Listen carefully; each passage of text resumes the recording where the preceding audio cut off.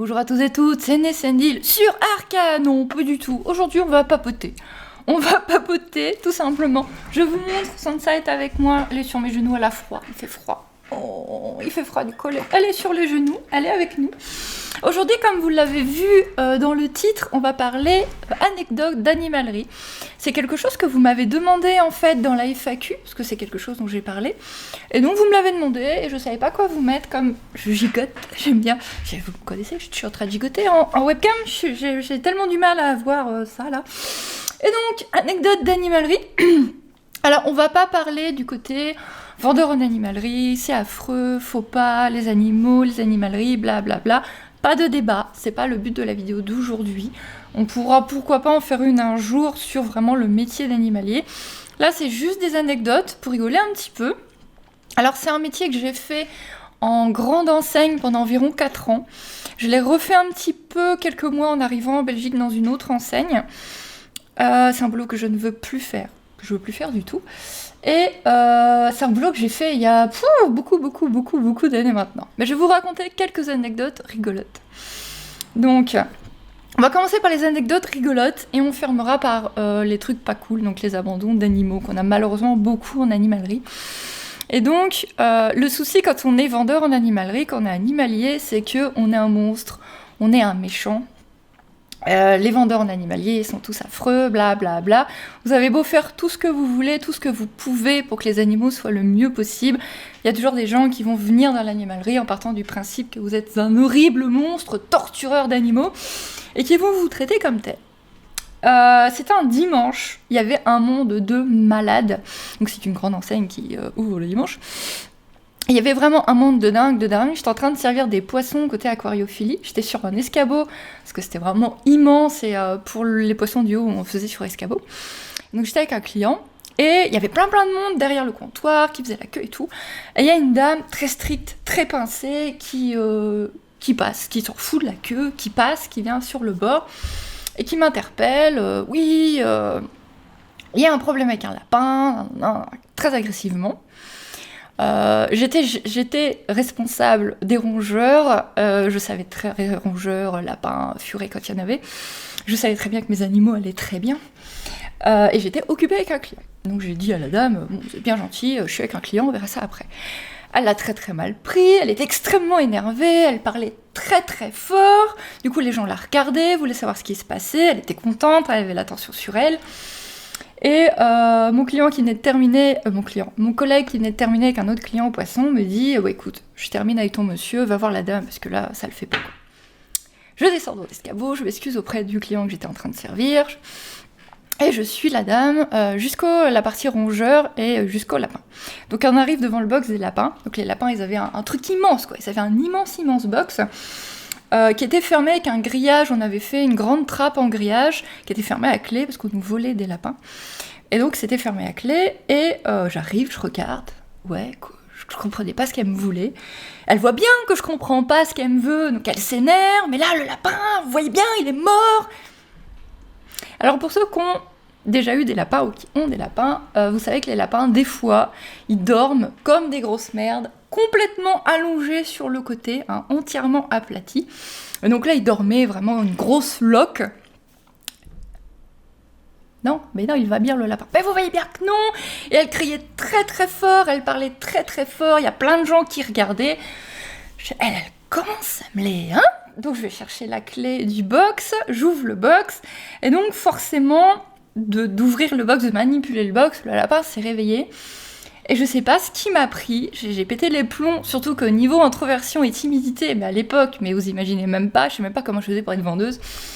Et donc, j'ai ouvert le box, j'ai soulevé, le lapin s'est réveillé, s'est levé, et moi j'ai fait « Oh, madame, vous avez vu, il a ressuscité !» Elle a pas aimé. Elle a pas aimé du tout, les gens ont rigolé, forcément. Le coup du lapin ressuscité, ça l'a pas fait marrer, et elle était toute pincée, elle est partie. Je l'ai jamais revue, personnellement.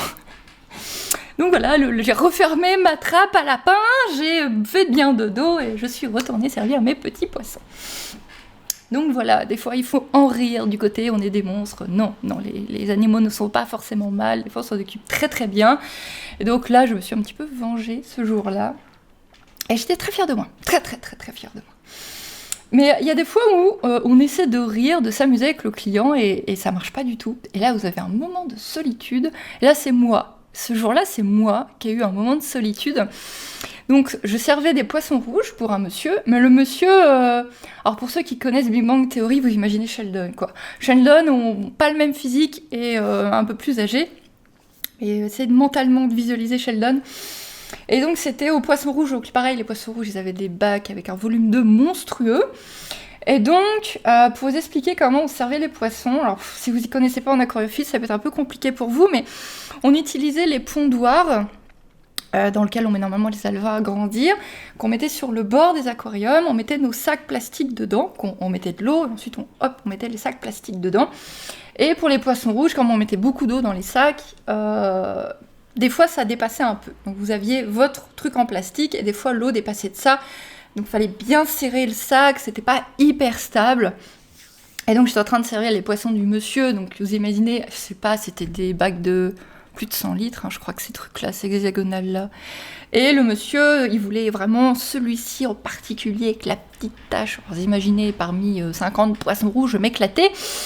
Et donc j'étais en train de lui attraper ses poissons, et heureusement on était en plein été.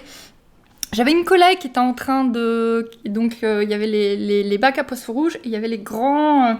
l'immense espace à aquarium, et ma collègue était en train de nettoyer les algues, donc à 3-4 mètres de moi. Et donc, j'étais comme ça, j'étais penchée, en train d'attraper mes poissons, et voilà, badabra, ce qui devait arriver arriva, j'avais mis trop d'eau dans mon sac, et d'un coup, l'eau, elle a décidé de faire... sur ma tronche. Donc, j'étais en train de servir les poissons rouges, et je me suis pris une flaque d'eau sur la tronche. Je dégoulinais, mais vraiment, hein, ça s'est bien vidé. Hein. Je ruisselais de flotte.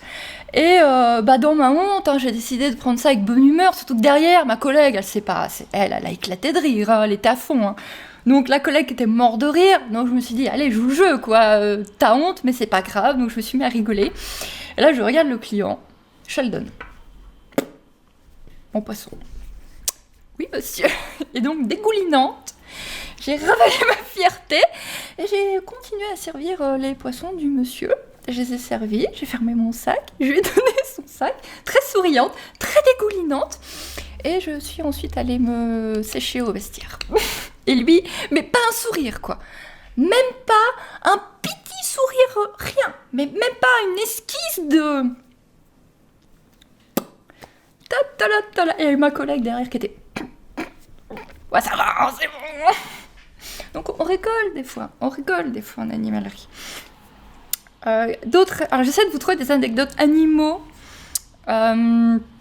rigolotes, mais c'est pas forcément rigolo les anecdotes que j'ai, ça va être je veux du poisson Nemo. Oh, je veux un poisson Nemo. Non, désolé, on vend que des poissons d'eau douce, on ne fait pas de poissons d'eau salée. Non, mais je veux un poisson Nemo, on s'en fout de l'eau salée. Monsieur Nemo, ça se passe dans l'océan. Ça, les gens, ils avaient du mal. Les poissons Nemo, on nous en demandait souvent. Une fois, on m'a demandé une dorade. Ah, on n'est pas poissonnier, non, désolé. La dorade, on fait pas. Ou les tortues. On voudrait une tortue, comment on s'en occupe? Mais vous voulez une tortue d'eau ou une tortue de terre? Une tortue de mer. Ça va pas être possible.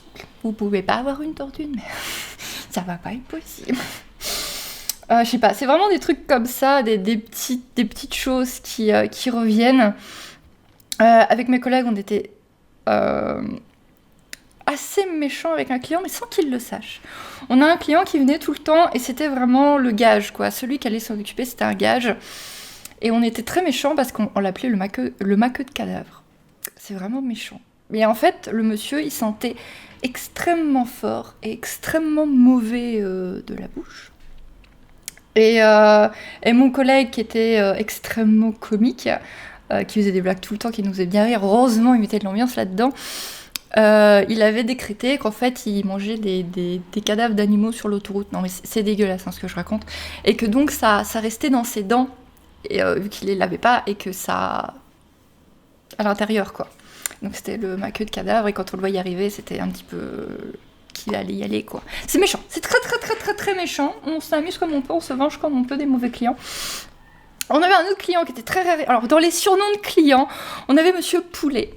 Monsieur Poulet était très très gentil, on l'aimait bien. Et Monsieur Poulet, qui devait pas savoir non plus qu'on l'appelait Monsieur Poulet, on l'appelait comme ça parce que donc c'était un aquariophile et donc il avait acheté l'aquarium, tout le matériel chez nous. C'est mon collègue encore qui s'en était occupé puisque c'était notre expert aquariophilie. Et le maqueux de Poulet, Monsieur Poulet, je confondais tous les noms, il avait suivi tout bien les conseils de mon collègue, il avait installé son aquarium, il avait dû attendre 3 semaines avant de revenir, avec un peu d'eau. Mon collègue teste, ah non, votre eau, ça va pas du tout, quoi. Mais pas du tout, grosse montée de nitrite, il y a un énorme problème, vous pouvez pas mettre de poisson. Le monsieur repart, il revient quelques jours après, non, l'eau, ça va pas. Ça fait ça comme ça plusieurs fois, et au bout d'un mois, il en a ras-le-bol, il a toujours pas de poisson. Quand il teste son eau, c'est rouge vif, c'est bourré de nitrite, c'est une catastrophe. Le monsieur commence à s'énerver, moi j'ai fait ce que vous m'avez dit, je peux pas mettre de poisson dans mon aquarium. Mon collègue qui comprend, qui essaie aussi, mais qu'est-ce qui se passe quoi, avec cet aquarium? Et donc il reprend avec lui comment vous l'avez installé, oui ça c'est bien, ça c'est bon, machin. Et vous avez bien mis à manger dans votre filtre pour les bactéries, donc quand vous installez votre aquarium, dans votre filtration, mettez une toute petite, mais vraiment toute petite, une toute petite poignée de nourriture à poisson, ce qui va nourrir vos bactéries, vos bonnes bactéries, pendant la transition, pendant que l'aquarium se fait, pour pouvoir mettre les poissons. Mais oui, j'ai mis à manger dans mon filtre, comme vous m'avez dit, j'ai mis du poulet. Attends, stop. Pardon? Il avait mis du blanc de poulet dans sa filtration. Il avait mis un morceau de blanc de poulet. Non, ça, faut pas, c'est trop. Là, les méchantes bactéries, elles sont contentes, elles ont beaucoup à manger. Il a dû tout vider, tout recommencer, réattendre 3 semaines. Ne faites pas ça. Et c'était devenu Monsieur Poulet. Voilà, c'était Monsieur Poulet du coup. En anecdote, on va passer sur les anecdotes moins rigolotes d'abandon, parce que je veux quand même, je défendrai pas le boulot de vendeur d'animalerie, même s'il y a des bonnes animaleries, j'en suis sûre, et des très très bons vendeurs, j'en ai fait partie, et mes collègues aussi. Mais je voudrais parler vraiment du côté, on prend les animaleries pour des lieux d'abandon, et donc parler les pires abandons qu'on a eu à l'animalerie. On a eu un lapin, on avait un monsieur qui était arrivé avec un grand sac plastique, et il vient me voir, je veux plus de ça. Je regarde dans son sac, il y avait un lapin adulte. Il est trop gros, j'en veux plus, c'est votre faute, vous m'avez vendu un lapin. Alors le souci dans les animaleries, quand vous achetez un lapin nain, c'est que ce sont des tout petits bébés. Et ils vont grossir. Un lapin nain, ça fait pas cette taille-là. Un lapin nain, c'est comme ça. Si vous voulez vraiment un micro lapin, vous devez aller chez des éleveurs spécialisés sur des races vraiment très spécifiques que vous trouvez aussi en salon de lapins, de volailles, etc. C'est vraiment des races très spécifiques. Vous avez peu de chance d'en trouver en animalerie. On parle vraiment du micro-lapin. Hein, parce que sinon, en animalerie, vous avez des lapins comme ça. Hein. Moi, par rapport à mon garçon, c'est pas mal. Hein. Et là, visiblement, celui-ci était devenu vraiment gros. Et monsieur n'était pas content. Mais je lui dis, je suis désolée, les lapins adultes, on les reprend pas. On n'est pas un refuge, on est une animalerie, on vend des bébés animaux, on reprend pas de lapins adultes. Il s'énerve, il demande mon responsable, je vais chercher mon responsable, qui lui dit la même chose. Et le monsieur s'en va furax. 10-15 minutes après, coup de téléphone du collègue de la pépinière, parce que c'était une immense jardinerie, et donc on avait des téléphones pour se contacter de rayon à rayon, et téléphone sur le portable du collègue de la pépinière, vous avez perdu un lapin. Ah non, ça c'est pas possible ça. Je vais donc dans la pépinière, et je retrouve le lapin du monsieur dans la pépinière, donc j'étais pas contente du tout. J'ai attrapé le lapin qui était adorable, et j'ai récupéré le lapin. Donc les animaux comme ça, soit nos lapins à nous qui grandissaient, qui devenaient adultes, quasiment adultes ou jeunes, donc du coup les gens les achetaient plus parce que c'était plus des petits bébés, ou ce genre de choses, je les donnais, moi les animaux, ces animaux-là je les donnais, et j'ai toujours réussi à les donner. Tous les gardes du soir, avec tous les maîtres chiens qu'on avait le soir pour les caisses, ils en ont eu un, le collègue de la manutention il en a eu un pour sa fille, enfin tout le monde a eu un lapin à un moment donné. C'était tout le monde avait des lapins, hein, c'était génial. Donc voilà, c'était pas gentil pour le lapin, c'était gentil comme tout. On a eu un cochon d'Inde sur le parking, mais c'est un miracle que le client l'ait vu, parce qu'il était vraiment sous les voitures. Avec une de mes collègues, on a dû passer un quart d'heure à 4 pattes sur le parking de voiture en voiture pour le choper. Un cochon d'Inde adulte aussi. Et un abandon qui m'a vraiment énervée très très fort, en plus j'étais avec des clients. Donc je venais de vendre une perruche, j'étais en train de conseiller les clients, de leur donner la nourriture, et je soulève le paquet de graines, et là je vois plein de petits hamsters. Je dis tout petits, ils étaient à peine sevrés, quoi. Ils étaient microscopiques, avec leurs poils, les yeux ouverts et tout, mais vraiment tout petits, ça grouillait. Là, je suis restée et j'ai fait au client, je suis absolument désolée, je vais pas pouvoir continuer avec vous. Si vous avez encore besoin de conseils, vous pouvez aller voir mon collègue. J'avais à peu près fini, donc ils m'ont dit que c'était bon. Ils m'ont demandé ce qui se passait. Visiblement, on a eu un abandon. Et j'étais vraiment très très en colère. Les clients ont compris ma colère. Ils étaient d'accord avec moi que ça se faisait pas, que c'était horrible. Et donc, je suis allée chercher une boîte, j'ai ramassé tous les petits bébés hamsters. Il a fallu les faire grandir parce qu'ils étaient vraiment minuscules. Et ensuite, on a pu les faire adopter. Mais en gros, il y a quelqu'un, pareil, c'était en week-end, donc il y avait beaucoup de monde. Il y a quelqu'un qui a réussi à se glisser, à balancer sa portée de hamster dans les graines et à se barrer, quoi. Et voilà, c'est quelque chose que je trouvais vraiment, vraiment odieux, quoi. C'est les gens qui assument pas. Alors après, si c'était une femelle pleine de chez nous, parce qu'on ne mélangeait pas toujours, on séparait parfois pas toujours assez bien par manque de cage, ou parce que tout simplement chez le fournisseur d'animaux, la femelle avait déjà été prise, il en discutait avec nous, mais on fait pas ça, quoi. Et le plus gros abandon qu'on a eu en taille d'animal, c'est un chat. Un chat sur le parking. Et en fait, c'est même pas l'abandon qui m'a le plus agacé cette fois-là. Enfin, si, c'est agaçant, surtout avec un chat sur le parking. C'est ce qui s'en est suivi. Donc, du coup, on a pris le chat dans la réserve, on l'a nourri, etc. On a appelé une association qui s'occupait des chats errants, qui nous a dit qu'il passait le soir à la fermeture. Avec mon collègue, on a attendu la personne qui arrive en retard. On était donc hors horaire de boulot à attendre avec le chat. La personne est arrivée et nous a engueulés. Alors nous, on était l'animalerie qui avait recueilli le chat. Nous, le chat, on pouvait le laisser sur le parking. Hein. On pouvait le laisser sur le parking, le laisser aller dans le quartier, il y avait des maisons autour. Si on voulait, le chat, on n'en avait rien à carrer. Hein. Mais on l'a pris, on lui a donné à manger, etc. Et on se fait engueuler. Et ça va peut-être aller.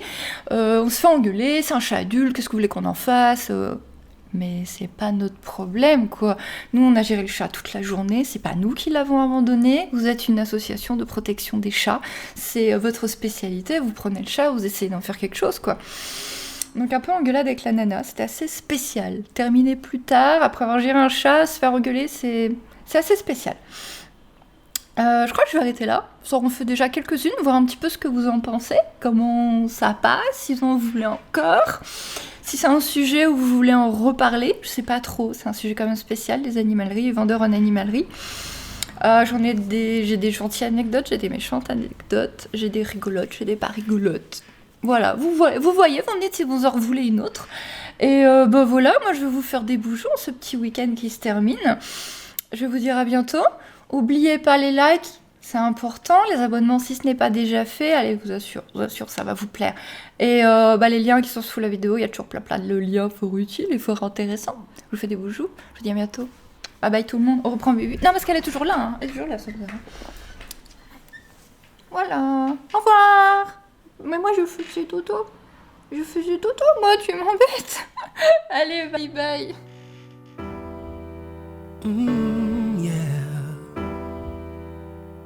Time flies, close your eyes. Imagine you could see everybody else's dream. What a comfort it would be.